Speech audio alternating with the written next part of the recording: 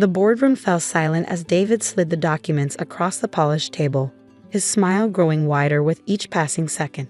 I picked up the papers, already knowing what I'd find. "Take your time reading them, Alex," he said, leaning back in his chair. "I want you to fully appreciate just how thoroughly I've beaten you. My name is Alexander Chen, and at 35, I was watching my younger brother attempt his masterpiece of betrayal, stealing the tech company I'd built from the ground up." I scanned the documents, keeping my expression neutral. Transfer of ownership forms, board resolutions, shareholder agreements, all meticulously crafted to transfer control of Chen Tech Solutions to David Chen. 2 years, he said, practically bouncing with excitement. "It took me 2 years to put all the pieces in place. All those late nights you thought I was working to help the company, I was actually working to take it." I set the papers down and looked at my brother. At 32, he still had the same smugness he'd shown as a kid when he thought he'd outsmarted everyone. Some things never change. "Well?" he prompted when I didn't immediately respond. "Nothing to say." I straightened my tie. "Just one question. Have you checked the patents?" His smile faltered slightly. "What about them?" "They're company property, which means they're mine now." I allowed myself a small smile. "Are you sure about that?" The seed of doubt I just planted was visible in his eyes, but he covered it quickly with a laugh.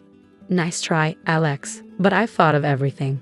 Every asset, every contract, every piece of intellectual property. It's all mine now." The other board members, all people David had carefully selected and positioned over the past 2 years, shifted uncomfortably in their seats. They knew they were witnessing something ugly, but their loyalty had been bought and paid for. "You know, David," I said, standing up slowly, "I always wondered if you try something like this. Ever since we were kids, you couldn't stand that I built something successful without you." He snorted. "Built something? Please, you got lucky with one good idea in college. I'm the one who turned it into a real company. Is that what you tell yourself?" Chen Tech Solutions had started in my dorm room 12 years ago. One algorithm, one idea that I knew could change the way companies handled data security. I brought David in 3 years later, after our parents insisted I give my struggling younger brother a chance. "I deserve this company more than you do," he said, his voice taking on that whining tone I remembered from childhood. "I'm better at business, better with people. You're just a programmer who got lucky." I picked up my briefcase, feeling the weight of the real documents inside, the ones David didn't know about. "We'll see about that." Meeting adjourned. "That's it." David called after me as I walked toward the door. "No fight? No threats? Just walking away from everything you built?" I paused at the doorway. Sometimes, little brother, walking away is just the first step of a longer journey. The next morning, I drove to my lawyer's office instead of Chen Tech's gleaming headquarters. Susan Martinez had been my legal counsel since the company's early days, and more importantly, she was one of the few people who knew what was really going on. "I take it he made his move?" she asked as I settled into the chair across from her desk. I nodded. "Just like we predicted, right down to the dramatic boardroom reveal." She pulled out a thick folder. "And the patents? He hasn't checked them yet. But he will." Susan smiled. "When he does, he's in for quite a surprise." 2 years ago, when I first noticed David's unusual interest in our shareholder structure, I'd started preparing. Small changes, careful movements, all designed to appear as normal business operations. While David had been orchestrating his takeover, I'd been orchestrating something else entirely. "The new company is ready," Susan said, pushing a set of documents toward me. "Quantum Core Technologies is officially incorporated, with all the key patents already transferred and registered." I picked up the papers, remembering the night I first suspected David's betrayal. It had been during a family dinner, of all places. Flashback, 2 years ago. "You're working too hard, Alex," our mother said, passing the dumplings across the table. "You should let David handle more of the business side."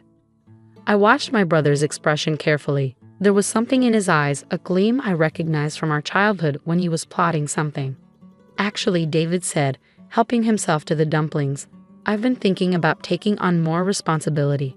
You know, lightening the load for my overworked big brother." Our father beamed.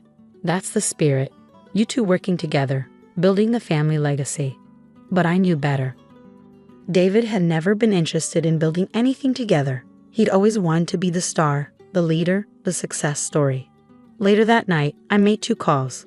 The first was to Susan, asking her to quietly begin the process of securing our most valuable patents under my personal ownership rather than the company's.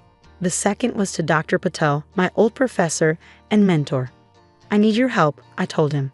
And I need absolute discretion. Over the next 6 months, while David thought I was focusing on our current projects, I was actually developing something new, something revolutionary. The quantum encryption algorithm that would make our existing technology look obsolete. I worked nights, weekends, anytime I could steal away without raising suspicion. Dr. Patel provided the quantum computing expertise while I handled the encryption architecture. Meanwhile, David grew bolder. He started having private meetings with board members, making subtle changes to reporting structures, shifting key personnel into positions that would support his takeover. I let him think I didn't notice. Every time he made a move, I made a countermove so subtle he never saw it coming. The thing about David, I explained to Susan during one of our strategy sessions, is that he's always underestimated me. He thinks because I'm quiet, because I focus on the technical side, that I don't understand the business game he's playing. Susan nodded, making notes. And that's our advantage. Exactly. He's so focused on taking what exists, he's not watching what's being created. The hardest part was maintaining normalcy. Every day, I went to the office, ran the company, and pretended not to see the betrayal unfolding around me. I had lunch with David, discussed projects, played the role of the oblivious older brother. Some days, watching him smile and plan my downfall, I felt a deep sadness. We'd been close once, before success and jealousy created this chasm between us. I remembered teaching him to code when he was in high school, staying up late helping him with his computer science homework. But that brother was gone, replaced by someone who saw my success as a personal insult, my achievements as something to be stolen rather than celebrated. So I built my contingency plans, secured my patents, and developed the next generation of our technology, all while letting David think he was the clever one, the mastermind orchestrating my downfall. Present day. Everything's in place, Susan confirmed, bringing me back to the present. The moment he tries to access the patent documentation, he'll discover that the core technology belongs to you personally, not Chentech. And the new quantum encryption patents are already safely registered to Quantum Core Technologies. I stood up, straightening my jacket. How long do you think it will take him to figure it out? She glanced at her watch. Given his usual morning routine, I'd say he's discovering it right about. My phone buzzed. David's name flashed on the screen. Now, Susan finished with a smile. I let it ring. David could wait a little longer. After all, he'd spent 2 years planning my downfall. He could spend a few hours realizing just how badly he'd miscalculated. What's your next move? Susan asked as I headed for the door. I paused, thinking about the office I'd left behind, the company I'd built, and the brother who thought he could take it all with a few signatures. Now, I said, we show him what real business strategy looks like. As I drove away from Susan's office, my phone wouldn't stop buzzing. David had progressed from calls to texts. What did you do? Call me now. This isn't POSIBL. How did you hide this? I smiled, pulling into the parking lot of a small cafe. The same one where I'd written the first lines of code for Chentech 12 years ago. It seemed fitting to be here now. Finally, I answered his call. What the hell is going on? David's voice was shrill with panic. The patents. They're not. How did you? Take a breath, little brother, I said calmly. Use complete sentences. The core security algorithms, the encryption protocols, they're all registered under your name personally, not the company's. This isn't legal. Actually, it's perfectly legal. Check the licensing agreements. Chentech has been paying me licensing fees for years. It's all there in the financial records you apparently didn't review carefully enough. The silence on the other end was deafening. But that means I finished for him, that you now own a company with no proprietary technology.